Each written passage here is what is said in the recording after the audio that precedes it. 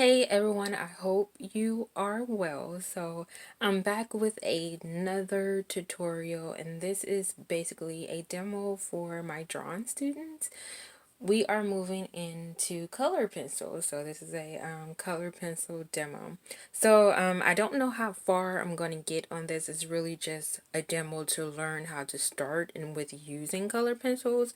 So there may be some areas that I don't complete, but I'm just going to talk a little bit about how I would complete it. So as you can see right now, that you see my linear structure of my drawing at this moment. And it's not a whole lot of structure, it's a pair, but it's just a little bit that's there. So I may not get my background in because I would have to do a lot of burnishing. And what I mean by burnishing, it's basically just using three tones of a color, or three colors, or a color that is monochromatic, but it's moving in possibly maybe a tint, a tone, and a shade, or something of that nature. But I would use probably three pencils and kind of get like a burnishing to get some gradations in the background and also in the foreground. So I may not have enough time for that, but I may do it later and insert it into the video. But just some quick things about using color pencils. So as you can see, I started my drawing already, but I started my drawing with my Prismacol erase pencils. So the Prismacolor erase pencil, this is a old box. I know this box, it doesn't look like this anymore, but the Prismacolor erase pencil in general is a pencil that is erasable. So normally our normal Prismacolor pencils, which is here, does not come with an eraser. Can you erase out with this? Yes, but you might have to really dig in there to get it out. And some people say you can use masking tape, and that'll also help get it out as well. But it's just one of those things. So I'll start a color pencil drawing with a Prismacolor erase pencil because I know I'm able to erase. Also, the Prismacolor erase pencil is harder. It's a little bit harder, and of course these are Prismacolor Premiere, so the core is a little soft. So I normally start my drawing with these and do my linear structure with these. So I'm drawing a pear, and I will insert the photo of the pear. So I decided to start with a color that is closest to what I am seeing to my pear. So my pear is like a yellow-green pear, so I started with a light green pencil. And I got a little bit of my linear structure in, as well as my shadow edge that you see here, separating light part from dark part, and I have my cast shadow in. So I am going to use my Prismacolor erase pencils to get in not only the linear structure, but also to get a little bit of my underpainting in. And you may hear painting terms when it comes to doing any type of color pencil project. And what I mean by that is because really when you're using color pencils or chalk pastels, it's really considered a dry painting. So when you hear the term underpainting, normally when you're painting, you will start with an underpainting, and that's just getting, it could be a two-tone type of underpainting, and sometimes it can be a full kind of neutral monochromatic underpainting where you're just dealing with values. So I'm just going to get kind of like a two-toned value underpainting, something that separates my light part from my dark part, so I can have an understanding of where to start. So that's why I'm using these, because I'm able to erase in this very, very early stages. So I am going to use my Prismacolor Premier pencil. So I have the 24 pack. Only reason why I'm using the 24 pack is because my students have the 24 pack, and I rather use the materials that they have. So that means that my colors are just a bit, I have a minimum palette. Some of my students have the 12 palette, and that means their palette is even more minimum than mine's. But I'm also going to use a Prismacolor blender. So this is a colorless pencil, as you can see, that allows you to blend the color pencil pigment together. So I am going to use a blender when I need it, just so my hand won't start to ache on me when I start to blend. So just a little bit about, and hopefully you guys, I can get you guys to see it because I know I have my light on my camera on. But just a little bit back into burnishing. So I don't know if you guys can see it because I know this light that's here, it's a little strong, but I'm okay with it being a bit strong. So as you can see here, this is what I'm talking about when it comes to burnishing. So as you can see, the background that's here, this is an actual Prismacolor dry painting that I did in Prismacolor pencils. So as you can see here, that this background actually gradates from light, like a light turquoise, to a darker shade of it. So I used 3 different pencils, and I was using heavy, I was very heavy when it came to the pressure of my Prismacolor pencils because I wanted to get kind of like a seamless transition happening. And that's what you want to do when you're burnishing. So the background is burnished, and also the t-shirt is burnished as well. So for my pear, I may get to this on camera and I may not. I may just show it as a finished product.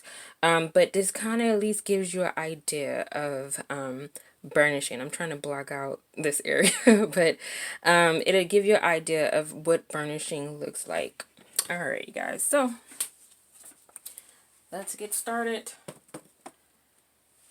So this demo isn't as long as it needs to be.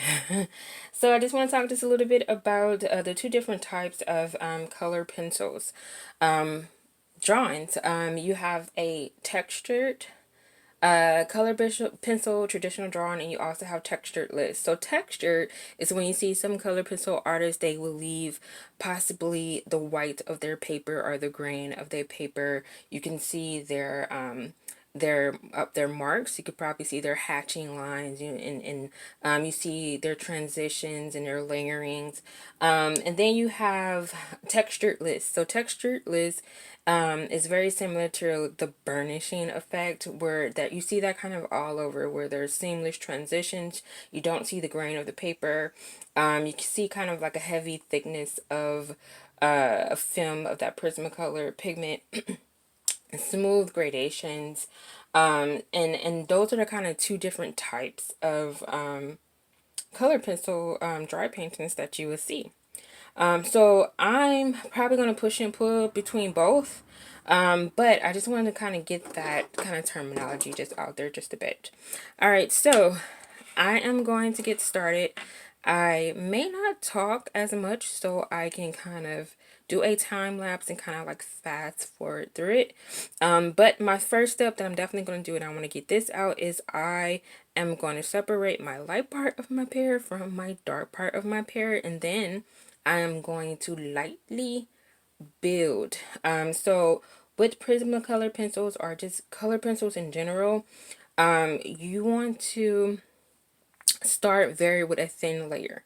You don't want to fill up too much of the pores of your paper early in, because you want to be able to have time to layer. So when you're thinking about layering, you want to think of the painterly term, the whole fat over lean. So that means that I'm going to come in with a thin layer of Prismacolor pencil, just blocking out things, and then I'll come in with heavier pencil, more of a burnishing effect with the pencil, to kind of get a smoother transition. And I might push and pull between those, the textured and textured lists.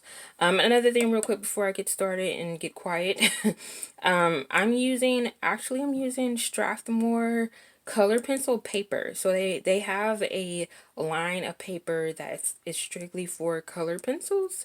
I like it. It's fairly good. But if you're doing a color pencil, you can use pretty much almost any paper, drawing paper, Bristol paper, tone paper, and it should work for you pretty well. But I just wanted to let you know some of my materials. So I'm gonna go ahead and get started on my underpainting. Alright, guys.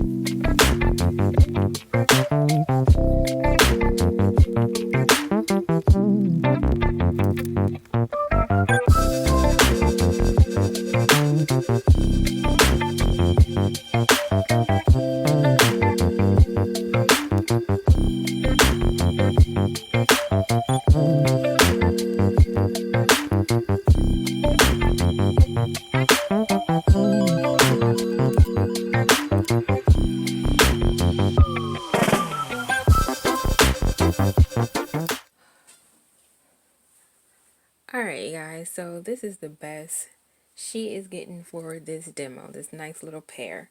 So, I hope that this process helped. As you can see, I did a little bit of burnishing as well as I left a little bit of the paper to show. I kind of like the push and pull of texture and smoothness. And I think it gives a little bit of a liveliness to it. So if I decide to go in and burnish the background and get my table ground in, I may take a photo of it and also insert it in the video. I may or may not, I'm still debating on it, but I personally feel like this is enough information for my students to get an idea of how to start a color pencil painting and also how to finish it as well. So remember, color pencil drawing is basically a dry painting. That's all it is. And by all means, there's a lot out there about how to do a color pencil drawing on YouTube, but I'm just showing my process, and also for my students, I'm going to insert or at least have some ideas of other videos from other artists that has done color pencil demos that you get to see different styles. Everybody has a style, and honestly, this is my style. Can there be more layers? Yes, but this is my style of how to do a color pencil painting. I hope this helped. I will see you guys in the next video, and thank you for watching. Bye, guys.